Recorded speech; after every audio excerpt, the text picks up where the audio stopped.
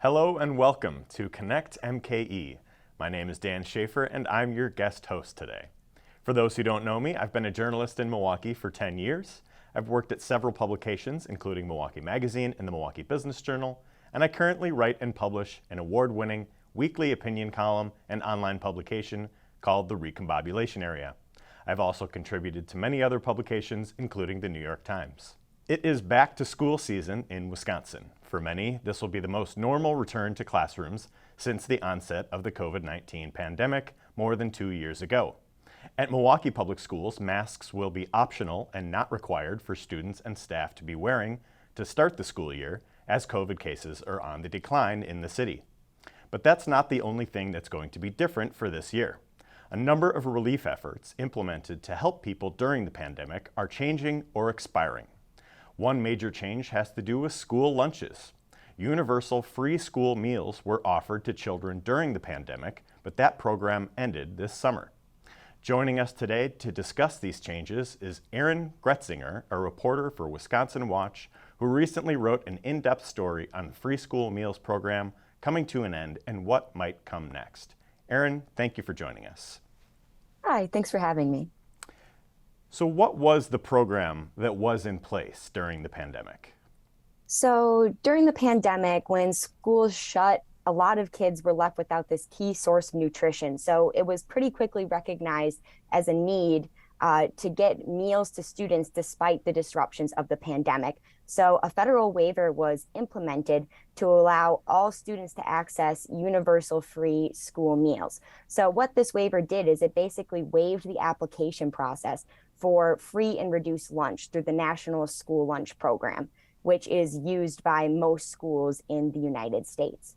So this federal waiver allowed essentially all students to participate in school meals for the first time on a sort of unprecedented scale. So we got to see the benefits of universal free meals in Wisconsin and across the country.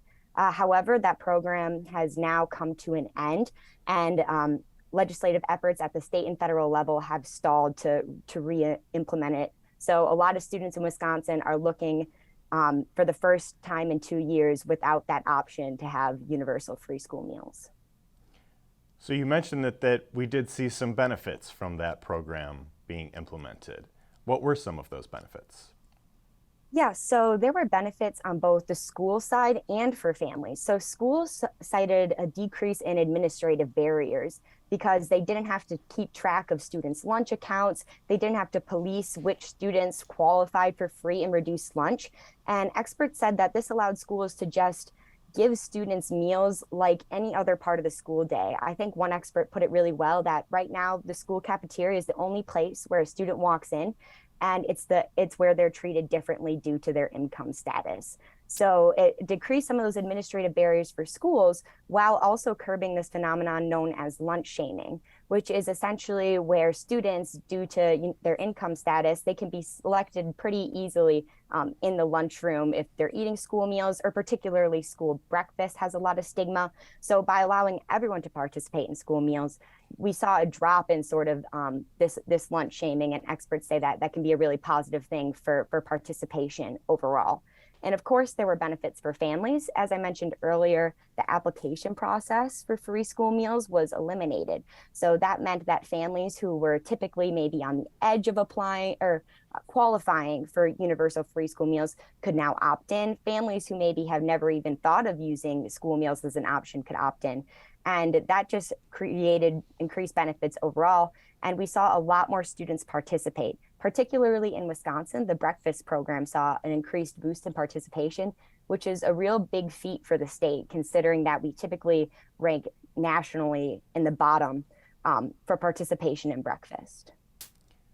So this program was not only in place during the school year, but also during the summer. What happened during that first pandemic summer of 2020 with this program? So I can't speak entirely to the specifics, but it's my understanding that the seamless summer option was available to most schools in Wisconsin. So students were able to pick up school meals even though school was out, and that option continued through summer. the next summer as well. So basically, a lot of students still had this option to pick up school meals throughout the summer, even though classes weren't in session, or maybe their school was virtual during the pandemic in early 2020. So there were still options for students during the summer. So it's my understanding that this program ended during this most recent summer in 2022. Can you tell me about what ended and what schools are doing now coming into this school year?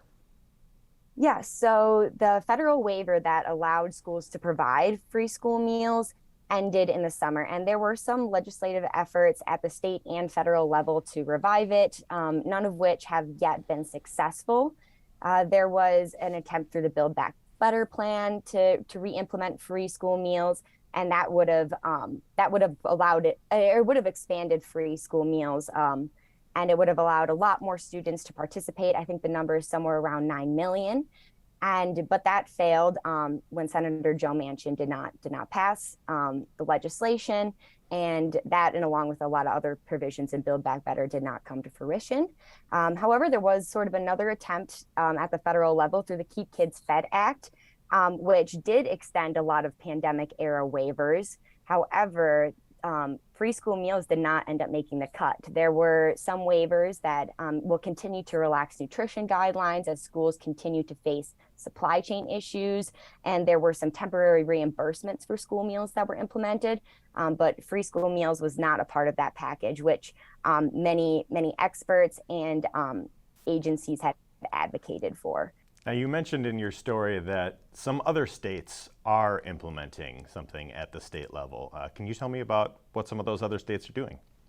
Yeah, so some states have explored an option similar to what the Wisconsin legislation would have done, and they basically are providing additional state reimbursements to go with the federal reimbursements that will allow all students to eat for free.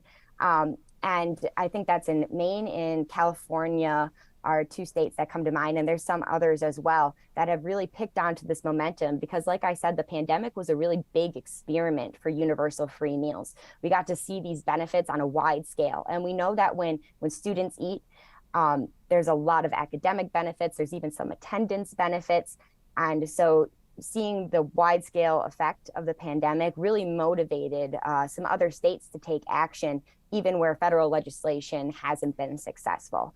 However, in Wisconsin, experts we talked to for this story weren't so optimistic that the state is going to be the best path forward to get universal free school meals just because of the politicized nature in the state in general and of school meals in general. So in your story, you mentioned that Waukesha was one city that took a little bit of a different approach to the universal free school meals program during the pandemic. What happened there? Yes, so Waukesha sort of became the epicenter nationally of this debate about universal free school meals and whether students need it.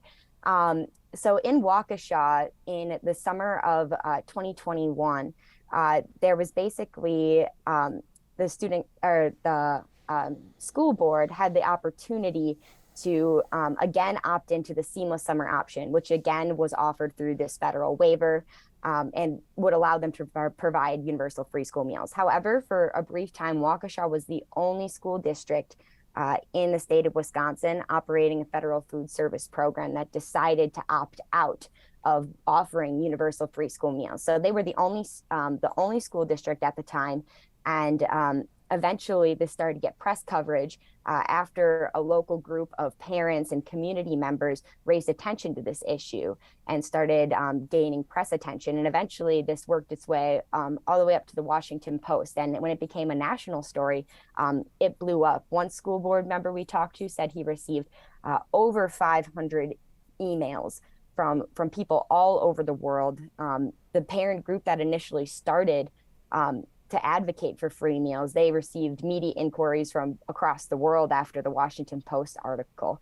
So this really became the epicenter of a debate about whether students need universal free meals. And also it really showed the politicized nature of issues on school boards these days, which has been a trend throughout the nation and certainly in Waukesha in this case. Now, you have also written about how support for the pandemic is fading in a number of other ways as it applies to people who might be food insecure. Can you tell me some of the other things that are now changing as we move into the end of 2022? Yes, so the pandemic caused a lot of shifts in how food assistance programs operated in the United States. There were a lot of changes to the Supplemental Nutrition Assistance Program, known as Food Share in Wisconsin, SNAP more generally. But there was a lot of loosened restrictions. The maximum benefits were increased. And yes, like I said, restrictions were decreased for certain qualifying individuals, such as work requirements, which in Wisconsin have long served as a barrier for some individuals to receiving food assistance. So even though we were seeing an increase in the number of food insecure, in economic distress, I should say, at the onset of the pandemic, this robust federal response to boost the food assistance programs, provide different things like universal free school meals and other economic support systems like we saw through stimulus checks, it actually served to really combat a lot of food insecurity. And a White House report found that food insecurity rates, now that some of those programs from the pandemic have faded, food insecurity rates are actually on the rise again. So it goes to show that intervention can make a real difference for people who are facing hunger, who are facing food insecurity, and who are not quite sure where their next meal is coming from or if they'll be able to afford it. So while experts would love to see some of these bolstered systems persist and seeing the successes of the pandemic, the polarized climate again at the national level and at the state level is probably going to be a barrier to seeing some permanent changes in the country's response to hunger. So the only permanent change we've seen is an increase in SNAP benefits, which is the first time in decades under the Biden administration. But yet a lot of those pandemic supports are fading and are starting to impact families and hunger rates again. So going forward, what are some of the things that experts are going to be looking at this school year?